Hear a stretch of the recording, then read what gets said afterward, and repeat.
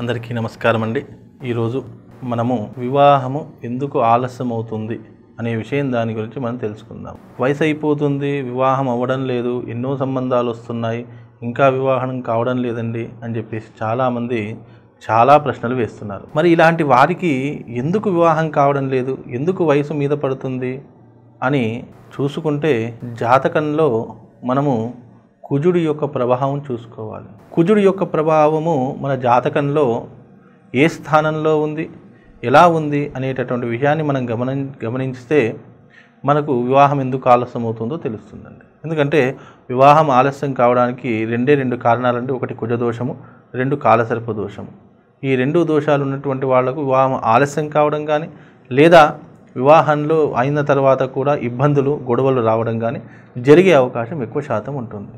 తద్వారా మనకు ఎందుకు ఇలాంటి ఫలితాలు వస్తున్నాయో మనం తెలుసుకుందాం. మనము ఈరోజు కుజుడు యొక్క ప్రభావం ఏ విధంగా మనిషిపైన ఉంటుందో మనం తెలుసుకుందాం, సరేనండి. అయితే కుజుడు, కు అంటే భూమి, జ అంటే పుట్టినటువంటి వాడు, అంటే భూమిపైన పుట్టినటువంటి వాడు కుజుడు. భూమికి సంబంధించినటువంటి వాడు కుజుడు, భూగ్రహము అని అంటారు కుజుడిని. అదేవిధంగా ఈ యొక్క కుజుడి యొక్క లక్షణాలు ఏ విధంగా ఉంటాయి అని అంటే, మనకు శాస్త్రంలో చూసినట్టయితే కుజారిష్టేతు సంప్రాప్తే కుజ పూజాంచకారయే కుజ పూజాంకరిష్యామి రోగ రుణ పీడోపశాంతయే. కుజుడు రోగానికి మరియు రుణానికి కారకుడు కుజుడండి. ఈ రోగకారకుడు రుణకారకుడు ఎందుకన్నాను అంటే, కుజుడు యొక్క తత్వం ఏ విధంగా ఉంటుంది అంటే, ఆయా స్థానాలు అంటే లగ్న స్థానంలో చూసుకున్నట్టయితే ఆయా స్థానాలను బట్టి మనకు కుజుడి యొక్క ప్రభావం కనిపిస్తూ ఉంటుంది.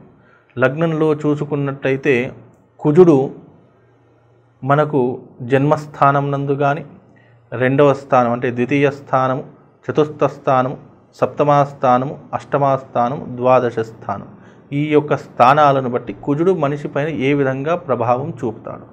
ఇది మోస్ట్ ఇంపార్టెంట్, అందరూ తెలుసుకోవాల్సినటువంటి విషయం.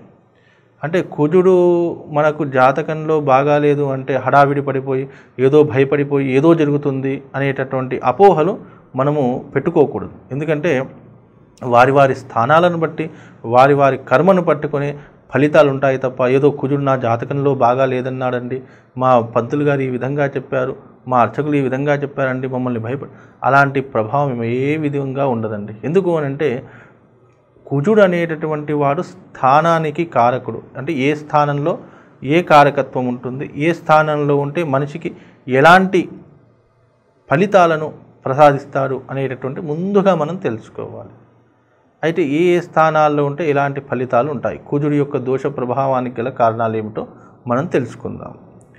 చాలామందికి ఇది ఎందుకు చెప్తున్నాను అంటే, వివాహం ఆలస్యం కావడం కానీ, వివాహం అయిన తర్వాత భార్యాభర్తల మధ్య అన్యోన్యత, ప్రేమ, సత్సంబంధాలు ఏ విధంగానైతే ఉన్నాయో అవి పెళ్ళైన తర్వాత ఉండటం లేదండి, పెళ్ళికి ముందు మా ఆయన గారు నన్ను చాలా బాగా చూసుకునేటటువంటి, ఇలా ప్రశ్నలు అనేక విధంగా వేస్తుంటారు. మరి ఇన్ని ప్రశ్నలు వేయడానికి గల కారణం ఏమిటంటే, దీని అంతటికీ కారణం కుజుడండి. అంటే అన్నిటికీ కారణం కుజుడు అని కాదు, అంటే కొన్ని స్థానాలను బట్టి వాళ్ళ యొక్క ప్రభావం అనేటటువంటిది ఏర్పడుతుంది. అయితే మనం మొట్టమొదటిగా కుజుడు జన్మస్థానంలో ఉంటే ఎలాంటి ఫలితాలు ఇస్తాడో మనం తెలుసుకోండి. జన్మస్థానం అంటే ఏంటి? మన లగ్న కుండల్ని పరిశీలిస్తే మనం పుట్టినటువంటి లగ్నంలో కానీ కుజుడు ఉంటే అది జన్మస్థాన కుజః. జన్మస్థానంలో కుజుడు ఉండడం ద్వారా ఏ విధంగా ఫలితాలు ఉంటాయి అని అంటే, జన్మస్థానంలో కుజుడు ఉంటే ఆ వ్యక్తి ఎవరైతే ఉంటారో ఆలోచనలు క్రూరంగా ఉంటాయండి.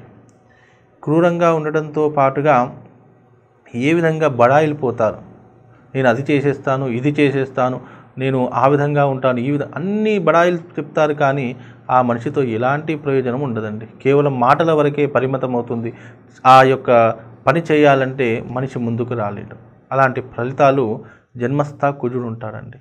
జన్మస్థ కుజుడు ఉండడం ద్వారా కూడా అనేక సమస్యలు ఉంటాయండి. జన్మస్థ కుజుడు ఉండడం ద్వారా అనేక విషయాల్లో డబ్బును పెడుతూ ఉంటారు. అంటే నేను ఆ వ్యాపారం చేస్తాను, ఈ వ్యాపారం చేస్తాను అని చెప్పేసి వ్యాపారంలో డబ్బులు పెట్టడం, అదేవిధంగా అనేక విషయాలను ఆలోచించి ఆ ఆలోచన విధానాన్ని వారు సరైనటువంటి మార్గంలో పెట్టకపోవడము, కుజుడు జన్మస్థానంలో ఉండడం వల్ల ఇలాంటి మార్పులు జరుగుతాయి.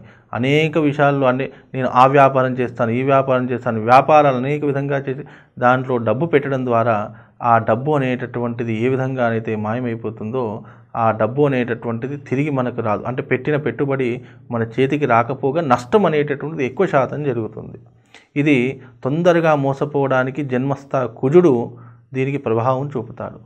ఇంకా కుజుడికి సంబంధించిన ఇష్టమైనటువంటి ఏవైతే ఉన్నాయో గ్రహశాంతులు అవి చేసుకుంటే వ్యాపారంలో కానివ్వండి, అదేవిధంగా వివాహంలో కానివ్వండి, భార్యాభర్తల మధ్య సఖ్యతకు కానివ్వండి కుజుడు చాలా తోడ్పడతాడు. ఈ యొక్క కలియుగంలో మనిషి మూడితోటే ఇబ్బంది పడుతున్నారండి.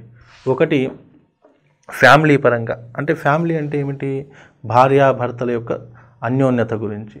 2 వ్యాపారం, 3 ధనం. ఈ 3 కూడా కుజుడు ద్వారానే కలుగుతాయి. భార్యాభర్తల ప్రేమ పెరగడానికి, అదేవిధంగా విడిపోయినటువంటి వాళ్ళు కలవడానికి, అదేవిధంగా ఇప్పుడు చాలా ఈ జనరేషన్లో మనము భార్య ఎక్కడో ఉంటుంది, భర్త ఎక్కడో ఉంటారు, చిన్న చిన్న క్లాసెస్ వల్ల దూరం అయిపోతూ ఉంటారు. అలాంటి వాళ్ళని దగ్గర చేయాలంటే కుజుడు శాంతించేయాలి. కుజుడిని శాంతింపజేయాలంటే ఏం చేయాలి, కుజుడికి సంబంధించినటువంటి రెమెడీస్ చేసుకుంటే కుజుడు శాంతించి వాళ్ళ యొక్క భార్యాభర్తల మధ్య అన్యోన్యతను పెంచుతూ ఉంటాడు. అదేవిధంగా కుజుడిని శాంతింపజేయడం వల్ల వ్యాపార సమస్యలు పడుతున్నటువంటి వాళ్ళు వ్యాపార సమస్యలు కూడా దూరం అయిపోయి చక్కగా వాళ్ళ వ్యాపారం మళ్ళీ అభివృద్ధిలోకి రావడము. అదేవిధంగా వివాహం ఆలస్యం అవుతుంది. వివాహం ఆలస్యం కావడానికి కూడా కుజుడే కారణం కాబట్టి కుజుడి యొక్క దోష పరిహారం చేసుకుంటే వివాహం కూడా తొందరగా కావడం, ఇలా అనేక విషయాలు కుజుడి ద్వారా జరుగుతాయి. కాబట్టి కుజుడిని మనం ఆరాధించినట్టయితే, కుజదోష పరిహారాలు చేసుకున్నట్టయితే మనకు అన్ని దోషాలు తొలగిపోయి కుజుడి యొక్క అనుగ్రహం మనకు కలుగుతుంది. కుజుడి యొక్క అనుగ్రహం అంటే ఏం చేయాలండి, మరి కుజుడిని ఈ విధంగా పూజిస్తేనే మరి మనకు శాంతి జరుగుతుందా, పూజించకపోతే శాంతి జరుగుతుందా? ఇప్పుడు చూడండి, మన ఇంటికి వచ్చినటువంటి అతిథికి ఇష్టమైనటువంటి పదార్థాలు పెడితే ఎంత సంతృప్తిగా భోజనం చేసి మనల్ని చక్కగా చూస్తాడో, అదేవిధంగా ఏ గ్రహమైతే మన జాతకంలో బాగాలేదో ఆ గ్రహాన్ని మనము తృప్తిపరిస్తే ఆ గ్రహం యొక్క అనుకూలత మనకు దొరుకుతుంది. తద్వారా కుజుడితో పీడిస్తున్నటువంటి వాళ్లకు, కుజుడితో బాధపడుతున్నటువంటి వాళ్లకు చక్కటి ఉపశమనము కుజుడి యొక్క గ్రహశాంతులను చేసుకోండి. లేదా కుజుడి గురించి ఇంకా ఏదైనా తెలుసుకోవాలంటే, దానికి ఏం చేయాలో తెలుసుకోవాలనుకుంటే ఈ కింద కనిపిస్తున్నటువంటి నంబర్కు కాల్ చేయండి. మా శిష్యులు ఉంటారు, దానికి తగినటువంటి రెమెడీస్ అన్నీ కూడా చెప్పడం జరుగుతుంది. లేదా మా ద్వారా కూడా చేయించుకోవాలంటే చక్కగా మా పీఠానికి వస్తే చక్కగా చేయిస్తాము. అన్ని రకాలుగా మీకు క్షేమం జరిగేలా మేము అమ్మవారిని పూజిస్తూ ఉంటాము. అదేవిధంగా కుజుడిని కూడా ఆరాధన చేసుకుంటే చాలా బాగుంటుంది. మీరు కూడా కుజుడిని ఆరాధన చేసుకోండి. కుజుడి యొక్క మంత్రం ఉంటుంది, ఆ మంత్రాన్ని మీరు పఠిస్తూ ఉండండి. తద్వారా కూడా మీకు మంచి జరిగేటటువంటి అవకాశం ఉంటుంది.